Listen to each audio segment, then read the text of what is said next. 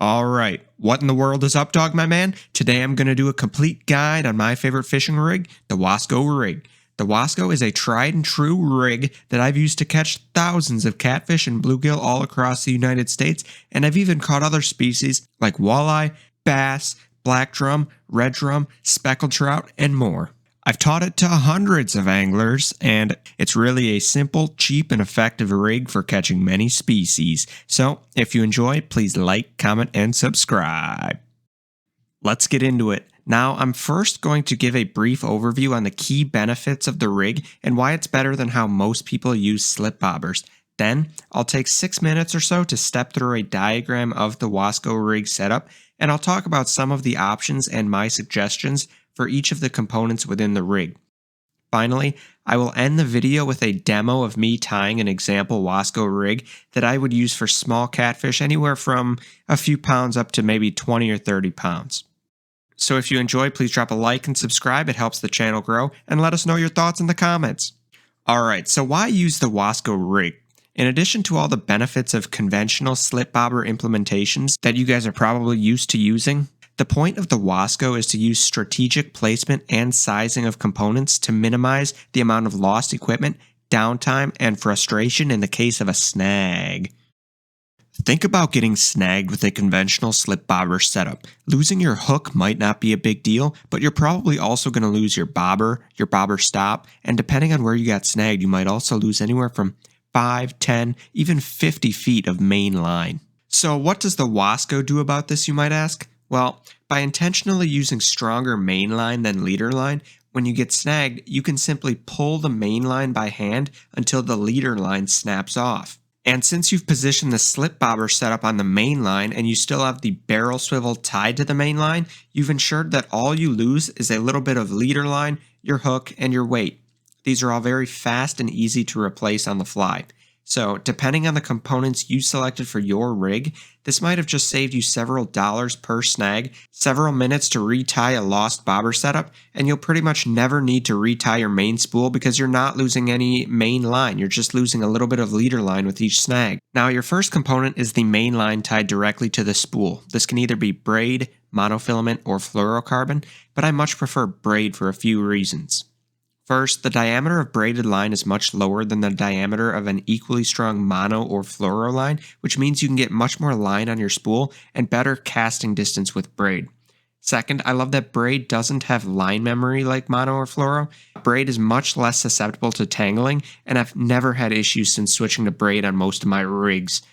Third, I usually use 2 to 4 rods when fishing, and with this many rods, I often get bites when I'm not staring directly at my bobber, so it's much easier to notice my bright colored braided line move in the air than it would be to see transparent mono or fluoro. And it's worth mentioning that some folks will tell you that fish will see the braid and they won't bite, but I promise that if you're fishing for catfish or panfish in water that isn't crystal clear, and if you're using a properly sized mono or fluoro leader, you're not going to get noticeably fewer bites just because you have braid as your main line. I've caught many catfish on braid, and those greasy old bozos didn't mind that the braid wasn't translucent. So you might be apprehensive about making the switch to braid, but I promise I was too. Just give it a try. You won't go back. Good starting points for line strength for panfish would be about 10-pound braid or 6-pound mono or fluoro. And good starting points for small to medium catfish would be about 20 to 30 pound braid or 10 to 20 pound mono or fluoro. This doesn't need to be ultra precise, and I prefer to err on the side of too strong because I use several rods and I prefer the risk of getting slightly fewer bites compared to breaking off trophy fish. Now, the first component you'll need to tie to the main line is going to be your bobber stopper. These are pretty straightforward and you can buy them in packs for cheap. And you probably won't need a bead if you're using a small bobber, but you'll want one if you're using a large bobber with bigger through holes in order to stop the slip bobber from running right past the bobber stopper. These beads come in various sizes, but it's extremely easy to guess a bead size that will stop at the bobber stopper, but not allow your bobber of choice to pass. Next, you have a few options for floats. You can use cheap styrofoam floats for panfish and small to medium catfish, but I much prefer thill slip bobbers because they're more sensitive and easier to see. For larger fish though, I prefer large weighted floats like the Little Joe because from a distance they're much more visible than the thill. They can hold up larger bait without sinking, and the weight improves my casting distance. Of course, you'll want to pick a float that's roughly reasonable for the size of rod you're using. You won't be able to cast a Big Joe on a tiny little ultralight rod. And now you're going to want to tie the main line to a barrel swivel. Barrel swivels are a cheap and easy way of attaching the main line to the leader line, and they also allow the lines to twist relative to each other in case the fish rolls while you're reeling it in. Barrel swivel sizing is also pretty straightforward. It's hard to go wrong if you trust your gut and choose a reasonable size.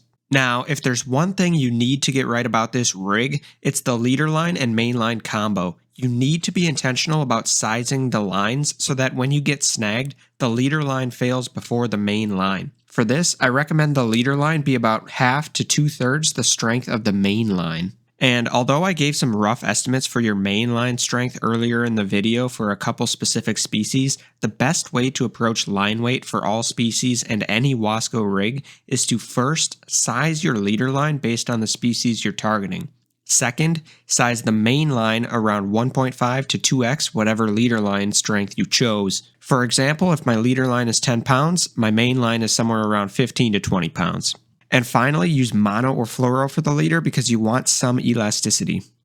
Next, we have one or more split shot weights pinched onto the leader line. The point of adding a weight to your leader line is to help drop your bait down to its suspended position a bit faster and also to help increase your casting distance. You don't necessarily need to use weight if your bait naturally sinks, but I like to use them anyway, even if just for some extra casting distance. I like split shot more than other weights because they don't get tangled and they can easily be added or removed on the fly. Now finally, you're going to complete that Wasko rig with your hook of choice. If you're going for panfish, I generally recommend buying a pack of crappie/bluegill/brim hooks in a variety of sizes. I use the smaller panfish hooks when I know I'm only going to encounter panfish, and I size up when I know there's a good chance of finding catfish or another species. Also, I typically use night crawlers or redworms when I'm targeting panfish. My man. Now, if you're targeting catfish or another species bigger than panfish, you really have a lot of good options for hooks. My favorite hooks to use for catfish are circle hooks or bait holder hooks. Circle hooks are nice if I'm fishing 3 or 4 rods at once because fish will hook themselves and have a tough time getting loose. When I'm fishing that many rods, the circle hooks come in handy because it might take a couple seconds for me to notice the bite or grab the rod, and the circles do a great job of keeping the fish on. And bait holder hooks are nice when I'm only fishing 1 or 2 rods because when I'm using fewer rods, I'm quicker to see nibbles and set the hook when my bobber goes underwater. I find it's easier to hook fish with the bait holder, but it's also easier for them to get free compared to the circle hook if I'm not paying attention. Bait holder hooks are also nice when you're fishing with shrimp, worms, or cut bait because they have extra barbs to keep your bait on the hook when you get nibbled. Another question I get a lot is on sizing hooks. The size of the hook is really going to depend on the size of fish you're targeting, but I find that 2/0 circle hooks and bait holder hooks will catch catfish anywhere from a few pounds up to 20 or 30 pounds. And finally, of course, there are many other hook options like O'Shaughnessy hooks, octopus hooks, General J hooks, doughbait hooks, and many more. So just throw a shrimp, crab, worm, cut bait, or whatever other bait you want on that hook, and you're ready to throw that Wasko. And that's it for the basics on the rig. Finally, I'll close out the video with a quick demonstration of me rigging up a Wasko from start to finish within just a few minutes, and I'll show you how easy it is to set this up, dog.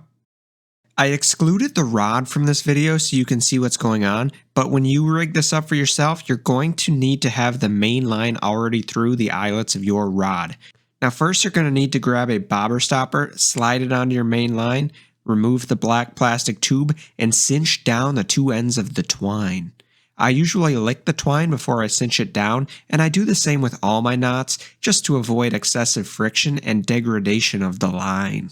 Now, you should be able to force the bobber stopper up and down the line now, but it should not slide freely since you want it to stay in place while you're angling, dude.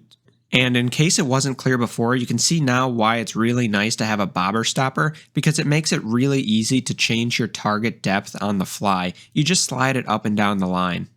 I also cut most of the extra twine lengths just so that they don't get tangled. Next, you'll slide that optional bead onto the line. For the size of thill slip bobber that I'm using in this demo, the bead probably isn't strictly necessary since the bobber stopper is thicker than the hole in the bobber, but the bead will be necessary if you're using a bobber with a larger diameter hole or if you're using a bobber stopper with thinner twine. And now that you've got your bobber stopper and the optional bead in place, you can get your float or bobber all up on that line. And that's it for the components on the main line, so you can go ahead and tie the main line off to your barrel swivel. I'm using a clinch knot in this video, but my friend, feel free to use whatever knot works for you. I generally recommend tying the same type of knot though on both the main and leader line, since you want the line strength to dictate that the leader line fails first in the event of a snag. You don't want your main line to fail first and lose your bobber setup just because you tied a poor quality knot on your main line.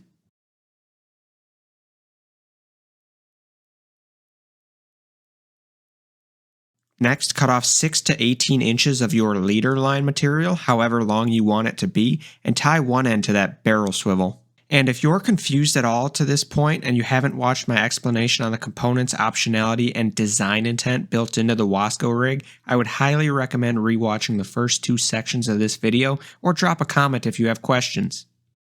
I also didn't trim off the extra line in this demo because I ran out of hands, but I would always recommend trimming the excess either as you tie each knot or after you're done with the rest of the rig. Now tie on your hook of choice and you're just about done. And since I wanted this demo rig to mainly target catfish anywhere from a few pounds up to 30 pounds or so, I've sized and selected my components accordingly. Here I'm using a 25-pound braided main line, a 14-pound fluorocarbon leader line, a normal size fill slip bobber, and a 2/0 circle hook.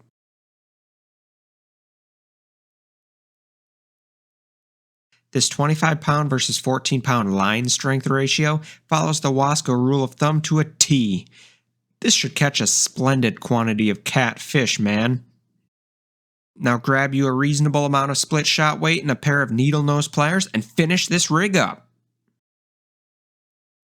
And if you haven't used split shot before, make sure not to squeeze so hard that you flatten the line to nothing. Just squeeze hard enough to where the weight will stay freely, but where you can still slide the split shot up and down the line with some effort. And to fish with this rig, it doesn't get much easier. Just set your depth with that bobber stopper, bait your hook, toss it out like any other slip bobber rig, and watch that bobber for bites. And again, if you were confused at all during this demonstration, feel free to review the first sections of this video where I describe the intended benefits and the areas of flexibility with the Wasko rig. Also, drop a comment if you have any questions and let me know how the Wasko rig works for you. If you enjoyed, please like and subscribe to help the channel grow. Thanks, my man.